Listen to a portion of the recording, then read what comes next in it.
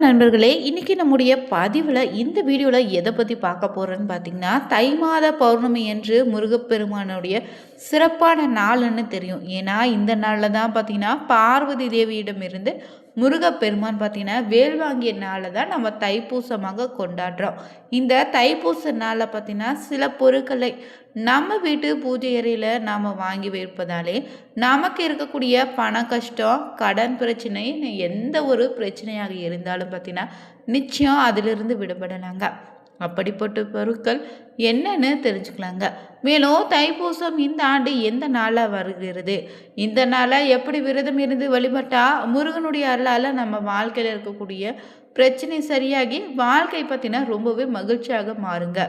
அதை தெரிந்து கொள்ள இந்த ஒரு பதிவை கடைசி வரைக்கும் ஸ்கிப் பண்ணாமல் பாருங்கள். மேலும் நீங்கள் முருக பக்தராக இருந்தீங்கன்னா ஓம் சரவணபவ என்னும் மந்திரத்தை 3 முறை கமெண்ட் பாக்ஸில் பதிவிட்டு மனதார உங்களுடைய பிரார்த்தனையை வச்சிங்கன்னா பூசம் வருவதற்குள்ளே அந்த வேண்டுதல் நிறைவேறுங்க. மேலும் தனிப்பட்ட முறையில் பார்த்திங்கன்னா உங்கள் வாழ்க்கையில் தொடர்ந்து பிரச்சனையாக இருக்குதா, தொழிலில் தடைகள் இருக்குதா, எதிரிகளுடைய தொல்லை அதிகமாக இருப்பதாக உணர்ந்தீங்கன்னா நீங்கள் வீடியோவில் டிஸ்கிரிப்ஷனில் ஃபோன் நம்பர் கொடுத்துருப்போம். அந்த நம்பருக்கு கால் பண்ணிங்கன்னா அதற்கான சிறந்த ஒரு பரிகாரத்தை பெற்றுக்கலாம். ஜோதிட ரீதியான சந்தேகத்திற்கும் தெளிவான ஒரு பரிகாரத்தை நீங்கள் பெற்றுக்கலாங்க. வாங்க நண்பர்களே, வீடியோக்குள்ளே போகலாம். தைப்பூச நாள் பார்த்திங்கன்னா ஒரு சிறப்பான நாளுங்க. இந்த நாளில் முருக வழிபாடு அளவில்லாத பலனை ஏற்படுத்தும். தைப்பூசம் பார்த்திங்கன்னா தை பௌர்ணமியும் பார்த்தீங்கன்னா ஞாயிற்றுக்கிழமையில் இந்த ஆண்டு அமைந்திருக்கு. பிப்ரவரி 1ஆம் தேதியே பார்த்தீங்கன்னா தைப்பூசமாக வருதுங்க. இந்த நாளில் பார்த்தீங்கன்னா சிறப்பான நாளாக இருப்பதால் இந்த நாளில் விரதம் இருந்து வழிபட்டால் அதற்கான பலனும் பல மடங்கு உண்டுங்க. இந்த நாளில் நீங்கள் சில குறிப்பிட்ட பொருட்களை வீட்டில் வாங்கி வைத்து வழிபட்டால் பலவிதமான கஷ்டங்களும் தீருன்னு சொல்லியிருக்காங்க. அப்படி இந்த பொருளுக்கு என்ன மாதிரியான சக்தி இருக்குது, இந்த பொருளை நம்ம வாங்கி வைப்பதால் நமக்கு என்ன மாதிரியான பிரச்சனைகள் சரியாகணும் இந்த பதிவில் பார்க்க போகிறோங்க. வழக்கமாகவே நம்ம வீட்டில் விளக்கேற்றும் போது நமக்கு என்ன பிரச்சனை தீர வேண்டுமோ அதற்குரிய பொருளை வாங்கி பூஜையில் வைத்து வழிபட்டாலே அந்த பிரச்சனை தீர்வதோடு தெய்வீக அருளும் கிடைக்குன்னு சொல்லுவாங்க. அந்த வகையில் இந்த தை பௌர்ணமி பார்த்திங்கன்னா ஞாயிற்றுக்கிழமையில் அமைந்திருக்கு. இந்த நாளில் பார்த்திங்கன்னா விடுமுறை நாளாக இருப்பதால் அனைவருமே இந்த நாளில் அருகில் இருக்கக்கூடிய முருகன் ஆலயத்திற்கு சென்று முருகனுக்கு நெய் தீபம் ஏற்றி மனதான பிரார்த்தனை செய்தீங்கன்னா நிச்சயம் உங்களுக்கு பார்த்திங்கன்னா நிறைவேறுங்க.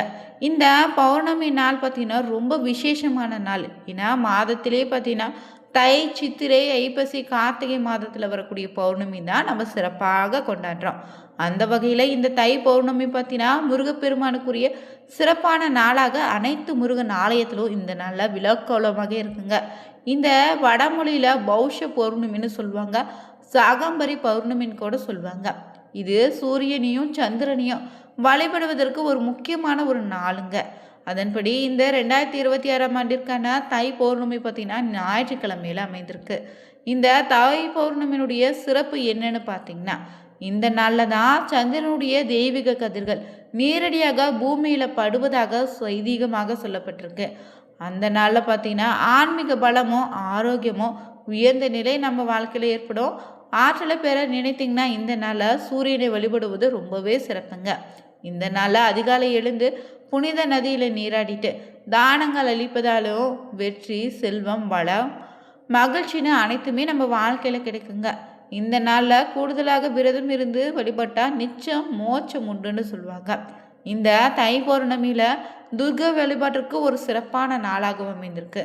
இந்த நாளில் அருகில் இருக்கக்கூடிய அம்மன் ஆலயத்திற்கு சென்று துர்கை அம்மனுக்கு எலுமிச்சை பழம் பார்த்திங்கன்னா எலுமிச்சை பழத்தில் விளக்கேற்றி வைத்து எலுமிச்சை சாதத்தை அருகில் இருக்கக்கூடிய பக்தர்களுக்கு அளித்தீங்கன்னா சிறப்பான பலன் உண்டுங்க.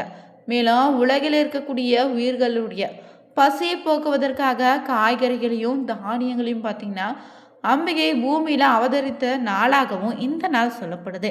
இப்படிப்பட்ட நாளில் நம்ம சில பொருட்களை வாங்கி வீட்டு பூஜை வைத்து வழிபட்டாலே நமக்கு இருக்கக்கூடிய பிரச்சனை நிச்சயம் நீங்கிடுங்க. இந்த தைப்பூச பௌர்ணமி பார்த்திங்கன்னா முருகன், சிவன், அம்பிகை, பெருமாள், நவகிரகன்னு பல தெய்வங்களுக்கும் ஒரு உகந்த நாளாகவும் இருக்குதான். ஏன்னா இந்த நாளில் தான் சில குறிப்பிட்ட பொருளை நம்ம வாங்கி வீட்டில் பூஜையில் வைத்து வழிபட்டாலே பண கஷ்டம் படிப்படியாக நீங்குவதோடு மட்டும் இல்லைங்க, நம்மளுடைய பொருளாதார வளர்ச்சியை பார்த்திங்கன்னா நல்ல முன்னேற்றத்தில் இருக்கும். கடன் பிரச்சனை, வேலையில் இருக்கக்கூடிய பிரச்சனைன்னு எதுவாக இருந்தாலும் நீங்கிடும். மேலும் முருகப்பெருமானும் மகாலட்சுமியினுடைய அருளும் கூடவே நவகிரகனுடைய அருளும் இந்த நாளில் நமக்கு உண்டு. சக்தி வாய்ந்த நாளில் நீங்கள் வாங்கி வைக்க வேண்டிய பொருளில் முதலாவதாக பார்த்தீங்கன்னா முருகப்பெருமானுக்குன்னு பிடித்த செவ்வாழை பழங்க. இது பார்த்தீங்கன்னா மகாலட்சுமிக்கு உரிய பொருள்னு சொல்லுவாங்க. அதனால் இந்த பொருளை நீங்கள் வீட்டில் வாங்கி வந்து வச்சா பண பிரச்சனை நிச்சயம் தீரும். பணம் பிரச்சனை இருக்கக்கூடிய பார்த்தீங்கன்னா சிக்கல்கள் தீர படிப்படியாக வழியும் பிறக்குங்க. அடுத்ததாக இந்த நாளில் வீட்டில் வாங்கி வைக்கக்கூடிய மற்றொரு பொருள் என்னென்னா சோம்பு இல்லைன்னா பெருஞ்சிருங்க வாங்கி வைங்க. இதுக்கு பணத்தை இருக்கக்கூடிய தன்மை இருக்குது. அதே போல் கடன் பிரச்சனை இருப்பவங்க சிறிதளவு சோம்பினை வீட்டில் வாங்கி வைத்து வழிபடுங்க. அடுத்ததாக வாங்கி வைக்க வேண்டிய இன்னொரு பொருள்னா தனியா. தனியா பார்த்தீங்கன்னா வசியத்தை ஏற்படுத்தக்கூடிய பொருளாக இருக்குது. இதை நம்ம வாங்கி வைத்தாலே வீட்டில் பார்த்தீங்கன்னா இருக்கக்கூடிய கஷ்டங்கள் அனைத்தும் நீங்கி உங்களுக்கு பார்த்தீங்கன்னா மதிப்பு மரியாதை இனி அதிகரிக்கும். முகவசியம் கூட உண்டாகுங்க. ஒரு கைப்பிடி அளவு வெந்தயம் வாங்கி வைத்தால் கூட போதும். இந்த நாளில் வீடு நிலம் தொடர்பான உங்களுக்கு இருக்கக்கூடிய பிரச்சனைகள் நீங்கிடுங்க. அடுத்ததாக இந்த நாளில் முருகனுடைய அருளை தரக்கூடிய பொருட்கள் என்னென்னு பார்த்தீங்கன்னா மயிலிறகு. ஒரு பொருள் பார்த்தீங்கன்னா அனைத்து தேவஸ்தான கடைகளும் கிடைக்குங்க. வாகனங்கள் இருக்கக்கூடிய முருகனின் வாகனமாக இருக்கக்கூடிய மயில இறகே வீட்டு பூஜை அறையில் வைத்து வழிபடுவதன் மூலம் உங்களுக்கு பண வசியமும் தெய்வீக அருளும் நிச்சயம் உண்டாகும். வீட்டில் இருக்கக்கூடிய இது தீய சக்திகளை விரட்டிடுங்க. அடுத்ததாக பார்த்தீங்கன்னா வீட்டில் வாங்கி வைத்து வழிபட வேண்டிய இன்னொரு பொருள் என்னென்னா ரொம்பவே விலை குறைவான ஒரு பொருள் தாங்க நெல்லிக்கனி. இந்த நெல்லிக்கனியை முருகப்பெருமானுக்கு விருப்பமான பொருள்னே சொல்லலாம். அதோடு மகாலட்சுமி வாசம் செய்யக்கூடிய 108 பொருட்களில் இந்த ஒரு பொருளும் நெல்லிக்கனி தாங்க. இந்த நாளை நெல்லிக்காயை வாங்கி வந்து வைத்து வழிபடுவதன் மூலம் உங்களுக்கு இருக்கக்கூடிய பண கஷ்டங்கள் நிச்சயம் உங்கள் வாழ்க்கையில் நிரந்தரமாக போயிடும். இந்த பொருட்களை இந்த நாளை வாங்கி வைத்து வழிபடுவதால் உங்களுக்கு இருக்கக்கூடிய பிரச்சனை போயிடுங்க. நீங்கள் பிறகு பிரசாதத்தை சாப்பிடவும் சமையலுக்கு கூட இந்த பொருட்களை நீங்கள் பயன்படுத்திக்கலாம். மேலும் ஜாதகத்தில் நவகிரகங்களால் பிரச்சனை இருக்கக்கூடிய நபர்கள் தவறாமல் இந்த தை பௌர்ணமி நாளில் வீட்டில் இருக்கக்கூடிய 3 தானியங்களை வைத்து பூஜை செய்திடுங்க. ஒரு தட்டில் ஒரு கைப்பிடி அளவு துவரம் பருப்பையும் எடுத்துட்டு, துவரம் செவ்வாய் பகவானுக்குரிய தானியங்க, செவ்வாய் கிரகத்திற்குரிய தெய்வமாக இருக்கக்கூடிய முருகப்பெருமானுக்கு உகந்த இந்த நாளில் தைப்பூச நாளில் துவரம் பருப்பு வைத்து வழிபடுவது உங்களுக்கு இருக்கக்கூடிய நிலம், வீடு, சொத்து சம்பந்தமான பிரச்சனைகளும் திருமண தடை ஆகியவற்று இருந்தால் நிச்சயம் அது போகும். இந்த தை பௌர்ணமி நாளில் பார்த்தீங்கன்னா வானில தோன்றக்கூடிய சந்திர பகவானை வழிபடுவது சிவனுடைய அருளையும் பெற்றுத்தருங்க. இதற்கு நீங்கள் ஒரு சிறிய தட்டை எடுத்து வச்சு அதற்கு பார்த்தீங்கன்னா அடுத்ததாக கிளியாத நல்ல வெற்றிலையை எடுத்து பன்னீரை ஊற்றி சுத்தம் செய்து ஈரம் இல்லாமல் துடைத்து எடுத்துக்கோங்க. பிறகு சிறிது குங்குமம், சிறிது நெய்யும், குங்குமப்பூ இருக்கும் பட்சத்தில் அதையும் சேர்த்து நன்றாக குழைத்து மோதிர விரலால் அதை தொட்டு வெற்றிலையில் ஸ்வஸ்தி சின்னத்தை வரைந்திடுங்க. ஸ்வஸ்தி சின்னத்தை வரைந்த பிறகு இந்த வெற்றிலையை அந்த சிறிய தட்டின் மேலே வச்சுட்டு, தட்டு பித்தளை சொம்பு தட்டாக இருந்தால் பரவாயில்ல, இல்லைன்னா கண்ணாடி தட்டை நீங்கள் பயன்படுத்திக்கலாம். இந்த ஸ்வஸ்தி சின்னத்துக்கு மேலே 1 ரூபாய் நாணயத்தை வச்சுடுங்க. வீட்டில் வெள்ளி நாணயம், தங்க நாணயம் இருக்கும் பட்சத்தில் அதை கூட நீங்கள் இந்த ஒரு பரிகாரத்துக்கு பயன்படுத்திக்கோங்க.